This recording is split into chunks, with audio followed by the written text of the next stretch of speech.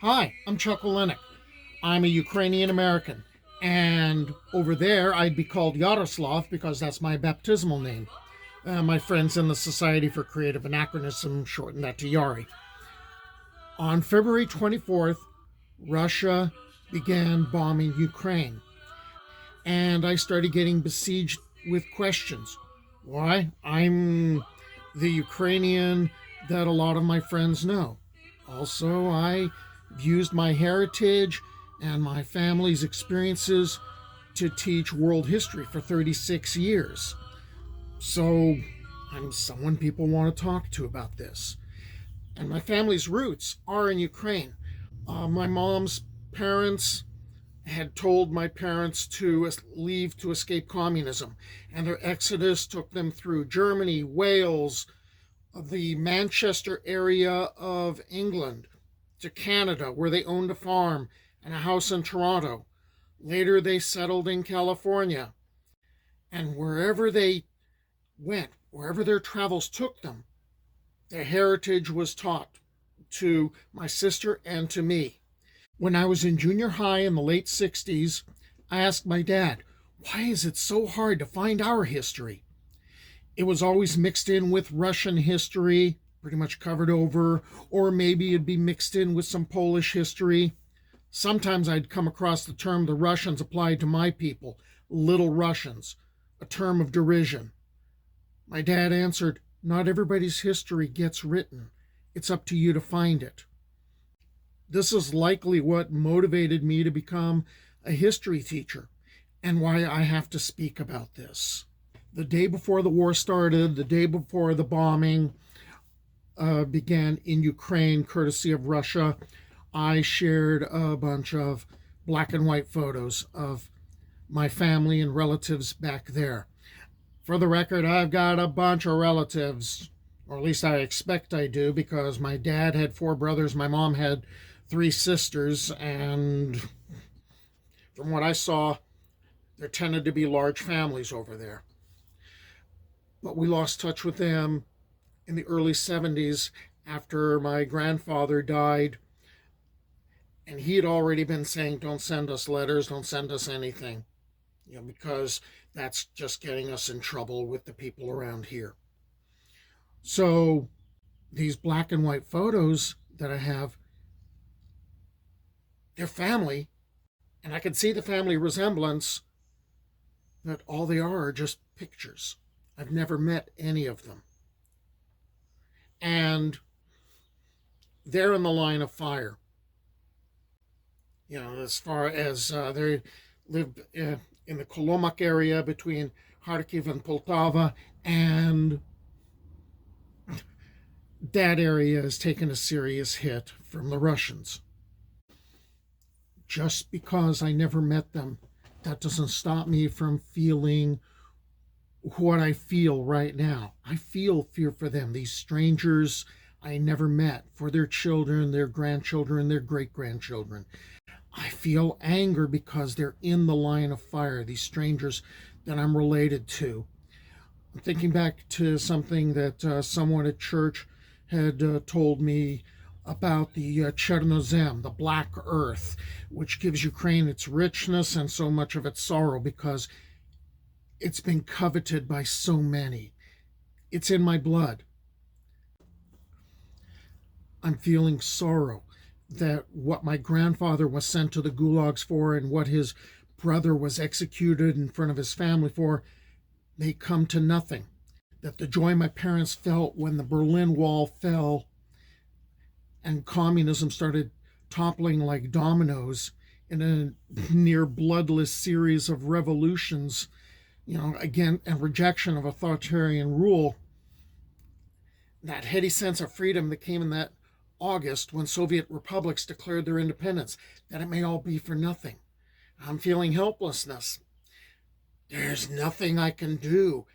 All I can do is write and speak and share my views and try to boost the signal.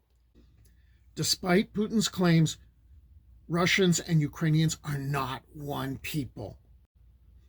They're two separate entities. The Ukrainians have their own language, their own alphabet. Kiev was a major metropolis 400 years before Moscow existed. So where do you start? If you're going to explain some of the seeds of a war, where one side claims they and their opponents are one people as they bomb civilian targets and nuclear reactors, and the other side, which speaks a different language, disputes the claim with Molotov cocktails and bare hands, where do you start in this history? I'm going to start with an event called the Holodomor. There's been a picture of a sculpture of a thin girl with an extremely sad look. She's holding some wheat in her hands, and she seems to be standing guard at the entrance of the Kiev Memorial Park. And this picture's been making the rounds. Behind her is the Candle of Remembrance, a monument with details reminiscent of authentic embroidery that can be found on traditional Ukrainian costumes. This monument marks the historical event known as the Holodomor. But what is Holodomor, and why does the event need to be remembered? For the answer, we have to mention 1920. The Russian revolutions are over, the Bolsheviks have won. The Russian Civil War is over, the whites have been defeated. Ukraine, which fought for its independence from the Russian Empire and had achieved it, was reconquered. The Greens defeated, and Ukraine sucked back into the community of what are now Soviet states. So there was already the tension of ethnicity. The fighting had stopped, but other troubles lay ahead. The communist government's policy on food production soon led to an economic disaster. The new policy caused farmers to reduce the amount of land that they sowed. This caused a drastic reduction in the amount of grain production, and with that, there was a drought which struck Russia in 1921 and widespread famine. Over 5 million people died of starvation, not all of them Ukrainians, but this famine is a foreshadowing. Before the Holodomor, there had been attacks on the intelligentsia, the national brain of Ukraine, and against the Eastern Orthodox Church, using mass murder, deportation, and forced labor.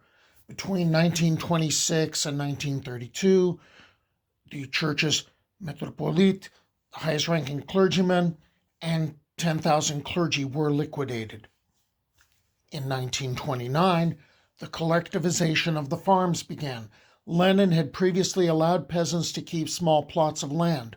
Under Stalin, peasants had to farm on state-owned collectives or kolkhoz.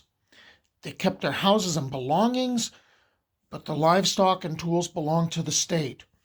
I remember being told that when the collectivization began, my grandfather was taken to the gulags, for he'd been one of the Greens who fought for Ukrainian independence. His brother shot his animals and told the Soviets, "There, now you can have them." He was executed in front of his family. Not wanting to lose control of Europe's main grain source, in 1932, Stalin increased the grain procurement quota for Ukraine by 44%, accounting for 38% of the Soviet Union's harvest. The Soviets were well aware that this extraordinarily high quota would result in a grain shortage, therefore resulting in the inability of the Ukrainians to feed themselves. The goal of this artificial hunger was to teach the Ukrainians, the largest minority in the Soviet Union, some 16% of the population, to no longer oppose Moscow. Soviet law made it quite clear that no grain was to be given to feed the Ukrainians until the quota was met. Communist Party officials, with the aid of military troops and NKVD secret police units, moved the peasants who might have been hiding grain from the Soviets. In the face of famine on the farms, thousands abandoned the rural areas and moved to the towns to beg for food. But there was an internal passport system that was being implemented to restrict the movements of the Ukrainians so they could not travel in search of food. Caught there and sent back to the country, they abandoned their children in the hope that they at least might survive. In this way, 18,000 children were abandoned in Kharkiv alone. Ukrainian grain was collected and stored in grain elevators, guarded by military units and NKVD secret police while Ukrainians starved in the immediate area. Thus, the nation that produced the most wheat in Europe was left without a breadcrumb. My parents described it to me quite vividly.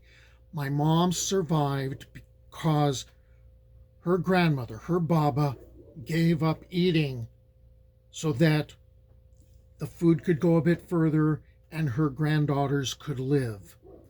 Um, there was an image that my mom described, looking, she was in the house and she looked out the window and she's looking at the barren field lit by the moonlight, and it looked like a river or a lake that was rippling. And what was causing the effect was the moonlight hitting the bodies of the moving rats and mice that were in search of food. How can you see something like that and not be changed? People were eating dogs, cats, rats, mice. They ate the bark off of trees. They boiled leather to eat just to silence their stomachs. The total number of deaths surpassed those of World War I. Cannibalism was reported across the country. In the meantime, the Soviet regime dumped 1.7 million tons of grain on the Western markets, nearly a quarter of a ton of grain for every Ukrainian who starved to death. In the now emptied Ukrainian villages, Stalin settled Russian population. And that explains a lot about why some parts of Ukraine have been labeled by Putin ethnically Russian. The Holodomor was forcefully covered up by Soviet authorities. During the next census, there was a large population shortage. Therefore, the government abolished the census, destroyed the census documentation, and the census takers were shot or sent to the Gulag to completely hide the truth. Gareth Richard Vaughan Jones was a Welsh journalist who first publicized the existence of the Holodomor to the Western world. In 1933, Jones covered the coming into power of the Nazi Party in Germany. He then traveled to Russia and Ukraine, after which he issued his now famous press release with the heading, "There is no bread, we are dying." He went on to report how many houses were full of dead and dying people, and how those who were alive were living on cattle fodder. This report was unpopular, as many in the media were sympathetic with the Soviet regime and denied the existence of a famine. Jones was subsequently banned from visiting the Soviet Union again and turned his attention to the Far East, where he toured in late 1934. In Japan, he was captured by bandits and shot dead in mysterious circumstances. There were strong suspicions that Jones had been murdered by Soviet secret police as a reprisal. On a side note, Nikolai Yezhov, the young man strolling with Stalin in this picture, was a senior official in the NKVD, the Soviet secret police. There are claims that he was the architect of the Holodomor.